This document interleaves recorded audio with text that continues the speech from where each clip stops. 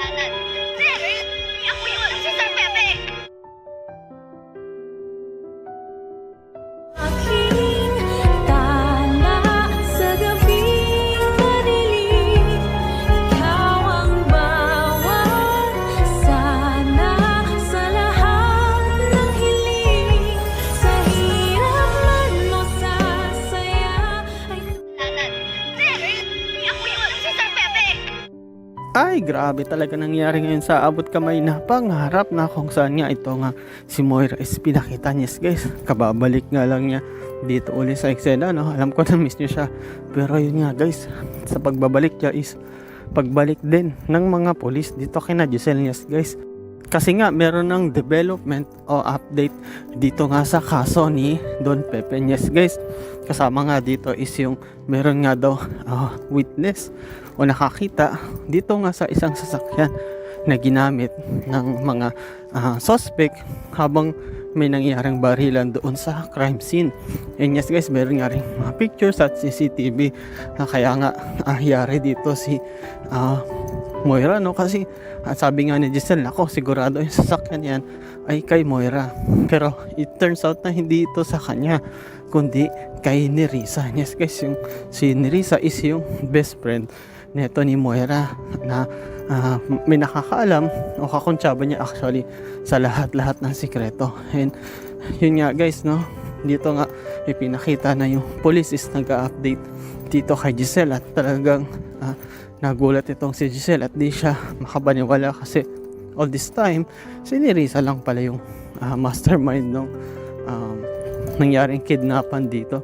Na inisip niya is itong si Moira, pero di pa rin niya maalis sa isip niya nakasabot dito o maaaring kasama itong si Moira kasi nga kaibigan to eh. So inisip niya na baka accessories lang to, so kailangan niyang makita. At yung sasakyan niya actually is kinonfirm mismo ni Giselle. Sabi nga niya few days bago mawala o makidnap itong si Dad is itong sasakyan is nakita ko na ginagamit ni Moira. Ngunit sinabi nga talaga ng pulis na nag-confirm din na hindi ito kay Moira kundi ito ay kay Nerissa. At sabi nga ni Giselle, sige po, patulong ako, sana makita na natin tong si Nerissa agad, sapagkat kapag tumagal pa is baka makatakas pa ito, makapagtago at hindi pa natin makita. At yan nga pinakita nga guys talaga yung mga pictures, no, na talagang ito yung sasakyan ni Nerissa. Actually ito nga si Nerissa, sinasabi niya noon kay Moira bago magamit na ako, baka madawit ako dyan o baka madamay ako. Ngunit sinasabi sa kanya ni Moira na hindi, syempre malinis yung lakad. Pero ngayon still nahuli sila o mahuli sila dahil mismo sa kotse niya.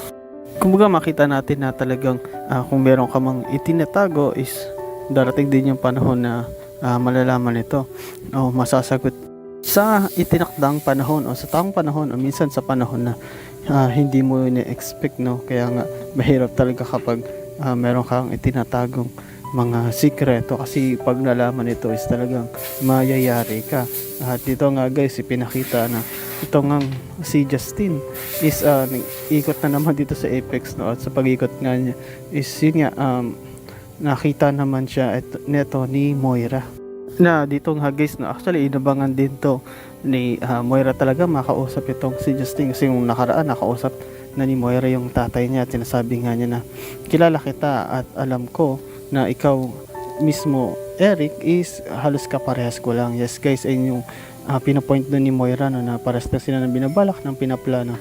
Ngunit itong si Eric is hindi nagsasabi, kumbaga parang tinatawanan niya lang kasi kilala niya si Moira at napakatuso nito at di naman siya ganun daw kagaya nung iniisip ni Moira. Kaya ngayon ang inaabangan naman niya is itong anak niya na si Justin na akala niya is kumbaga parang maging kakampi niya, no? Pero si Justin katulad ng tatay niya is meron ding sariling plano, meron silang sariling isipan at pinaggagawa sa buhay. Actually nung in-approach nga neto ni Moira si Justin, sabi ni Justin bakit? Anong dahilan at kinakausap niyo ako ng ganyan? At sinasabi nga ni Moira na kasi alam ko yung binabalak ninyo na nagpapalakas kayo dito nga kay Giselle para maagaw nyo yung Apex. Ngunit sinasabi ni Justin na hindi namin yan plano o wala kaming binabalak na ganyan.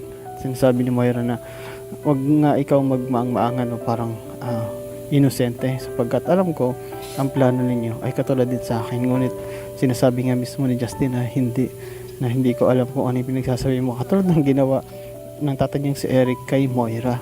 Ngunit itong nga si Moira, makita natin na persistent siya o parang nangungulit, no, na pinipilit niya yung paniniwala niya is paniniwala din ng lahat. Pero alam naman natin na mas tuso itong si Moira. Pero tignan natin, kasi malay mo maging kakampi talaga ni Moira itong si Eric at itong si Justin. Kung sakali man, ako kawawa naman itong mga bida natin, no? Itong sila Annalyn, sila Lynette, itong sila Giselle, o pag nangyari yun. Pero sana hindi naman, at alam ko hindi naman mangyari yun, kasi nga ang focus nga neto nila Justin at Eric is maghiganti, hindi para sa pera. Ngunit ito nga guys, no, na mukhang nasa delikadong sitwasyon itong si Moira. Hindi niya inaasahan, kasi akala niya is okay na lahat. So wala na si Balhadja, wala na si Dax, so wala nang makapigil sa kanilang kasamaan at sa plano nila o sa ginawa nila na pagkidnap dito nga kay Don Pepe. Pero di nila alam na dahil sa sasakyan ni Nerissa is pinaganap sila ngayon. Just guess, lalo na itong si Nerissa is nasa delikadong sitwasyon, lalo na pag nakita ito ng mga pulis, kasi talagang makukulong ito. At ito nga guys, pinakita na ito nga si Justin at mga pulis is talagang hinahanap at inaabangan kung nasan itong si Nerissa. Yes guys, sa pagganap nga nila, swerte sila kasi nakita nila itong si Nerissa. Nang nakita nga ito ni Giselle, tinawag niya agad itong si Nerissa. Pero itong si Nerissa is mabilis na tumakbo, kasi nga umiiwas ito kay Giselle. And at the same time, nakita rin kasi siyang mga polis, kaya talagang nagtakbo ito. At nung nalapitan to ni Giselle, sabi niya, saka pupunta. At sinabi agad ni Nerissa na wala akong kinalaman dyan, hindi ko alam yan, pinagsasabi niyo. Ngunit sinabi ni Giselle na nakita o may nakakita sa'yo na itong sasakyan mo is ginamit yung panahon o yung time na kinidnap ang aking ama na si Don Pepe. Kaya nga, huwag ka nang tumakas, huwag ka nang pumalag, huwag ka nang manlaban, sapagkat alam namin na ikaw ang nakidnap sa aking papa. Ngunit dito nga si Nerissa, sinasabi niya na hindi ako, wala akong kinalaman dyan kahit anong gawin niyo sa akin, sapagkat yung sasakyan ko is hindi ko ginamit yung time na kinidnap itong papa mo. And yes guys, umamin na nga itong si Nerissa na sa kanya yon.